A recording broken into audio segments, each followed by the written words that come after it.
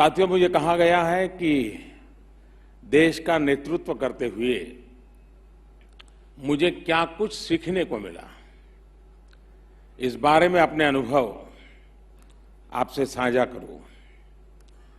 जब 2014 के चुनाव के बाद मैं दिल्ली आया तो वाकई बहुत सी बातों का अनुभव मुझे नहीं था।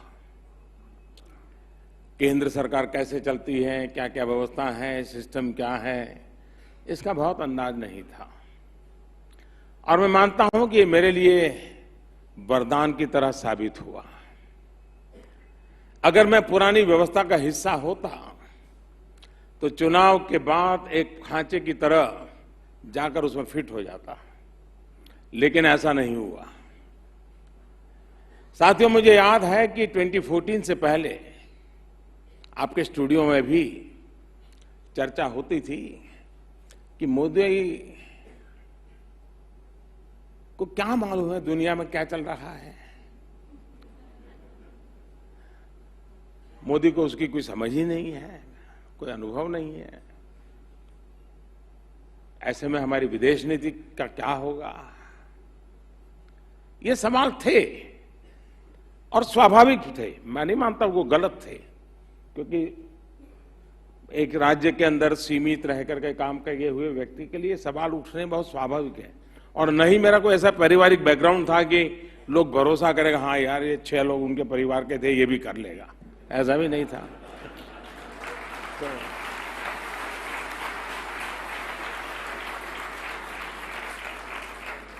तो सवाल बहुत स्वाभाविक थे।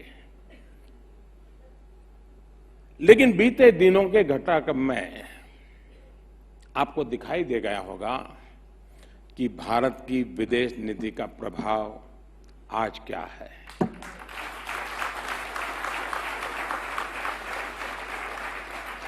दिखाई दिया कि नहीं दिखाई दिया? चलिए, आपने माना तो। साथियों, आज का नया भारत नीडर है, निर्भीक है और निर्णायक है। क्योंकि आज 125 करोड़ भारतीयों के पुरुषार्थ, उनके विश्वास के साथ देश आगे बढ़ रहा है। भारतीयों की इस एकजुटता ने ही देश के भीतर और बाहर कुछ देश विरोधी लोगों में एक डर पैदा किया है। और मैं भीतर और बाहर दोनों कह रहा हूं। आज जो ये वातावरण बना है, मैं यही कहूंगा कि ये डर अच्छा है। जब दुश्मन में भारत के पराक्रम का डर हो तो ये डर अच्छा है। अब आतंक के आकाओं में सैनिकों के शौर्य का डर हो तो ये डर अच्छा है। जब भगोड़ों में भी कानून और अपनी संपत्ति जब्त होने का डर हो तो ये डर अच्छा है।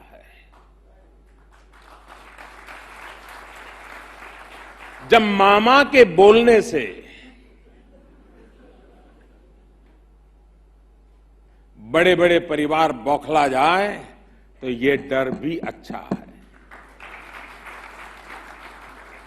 जब भ्रष्ट नेताओं को भी जेल जाने का डर सताए तो ये डर अच्छा है। जब भ्रष्टाचारियों में भी कानून का डर हो तो ये डर अच्छा है। भाइयों और बहनों, मैं ऐसे सभी लोगों और पार्टियों से कहना चाहता हूं कि मोदी, कई मोदी आएंगे, कई मोदी जाएंगे, लेकिन ये देश अजरा अमर रहेगा, भारत रहने वाला। और इसलिए मेरा आग्रह है उनसे, कृपया अपने राजनीतिक फायदे के लिए, अपने बौद्धिक अहंकार की पुष्टि के लिए देश की सुरक्षा से खिलवाड़ करना छोड़ दीजिए। भारत को कमजोर करना बंद कर दीजिए। साथियों, इन दिनों बहुत चर्चा चल रही है और एक स्वर उठ रहा है, राफेल की कमी आज देश ने महसूस की है। आज हिंदुस्तान एक स्वर में कह रहा है कि अगर हमारे पास आज राफेल होता तो शायद इससे भी नतीजा कुछ और होता। Friends, those who ruled the nation for many, many years had interest in two things: doles and deals.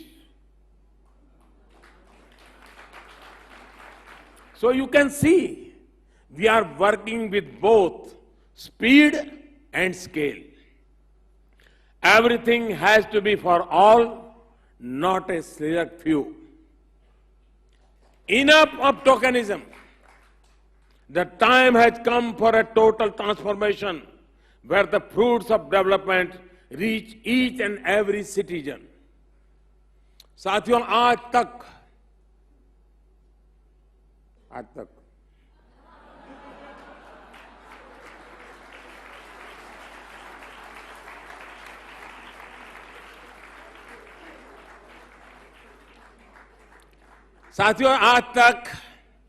अच्छे सवाल पूछने के लिए जाना जाता है, लेकिन आज मैं भी आज तक के मन से कुछ सवाल पूछना चाहता हूं और मुझे विश्वास है कि मेरे सवाल आपको सोचने के लिए मजबूर करेंगे। आज तक क्यों करोड़ों लोगों को खुले में शौच के लिए भी बसते? आज तक क्यों दिव्यांगों के लिए सरकार संवेदनशील नहीं थी? आज तक क्यों गंगा का पानी इतना प्रदूषित था?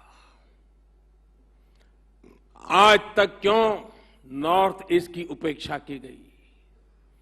आज तक क्यों हमारे देश की सेना के जाबाज वीरों के लिए नेशनल वॉर मेमोरियल नहीं था? आज तक क्यों हमारे वीर पराक्रमी पुलिस कर्मियों के लिए कोई नेशनल पुलिस मेमोरियल नहीं था? देश को पता नहीं है, आजादी के बाद 35,000 से ज्यादा पुलिस कर्मियों की शहादत हुई है। एक कोई मेमोरियल नहीं था। आज तक आजाद हिंद फौज की सरकार की याद में लाल किले में झंडा क्यों नहीं फहराया गया? आज तक के मंच पर अगर मैं सवालों के इस सिलसिले को आगे बढ़ाऊं तो घंटों का विशेष बुलेटिन बन सकता है। इन सवालों पर आप चाहे हल्ला बोले या न बोले, सिलसिलेवार कहानियां बनाएं या न बनाएं, परंतु एक सच्चाई है कि पहले इस देश के गरीबों, पीड़ितों, शोषितों, वंचितों को सिस्टम से जोड़ने के सार्थक कोशिशें नहीं की गई। लेकिन मैं यहां सिर्फ सवाल करने नहीं आया हूं, कुछ जवाब भी देना चाहूंगा, और वो भी बिना आपके पूछे कि हमने क्या हासिल किया और क्या हासिल कर रहे हैं। आप लोग अपने आप को सबसे तेज बताते हैं और आपकी टैगलाइन है सबसे तेज। तो मैंने सोचा कि आज मैं भी आपको अपने बारे में और अपनी सरकार के बारे में बता दूं कि हम भी कितने तेज हैं।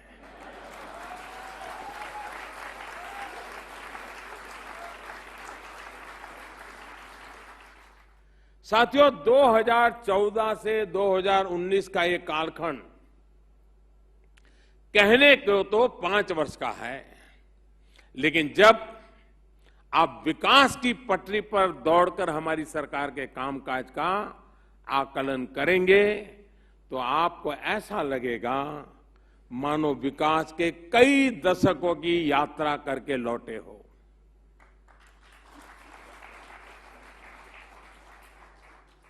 आज मैं पूरे विश्वास के साथ कहता हूं कि हां, 21वीं सदी भारत की होगी।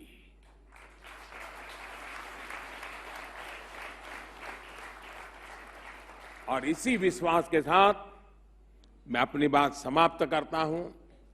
आपने मुझे इंडिया टुडे कॉन्क्लेव में बुलाया, अपनी बात रखने का अवसर दिया, इसके लिए आप सभी का बहुत बहुत धन्यवाद करता हूं। अरुण जी को फिर से एक बार स्वच्छता के मेरे मिशन को आगे बढ़ाने में उनके योगदान का, उनके पूरे ग्रुप को मैं धन्यवाद करना चाहूंगा। बहुत बहुत धन्यवाद।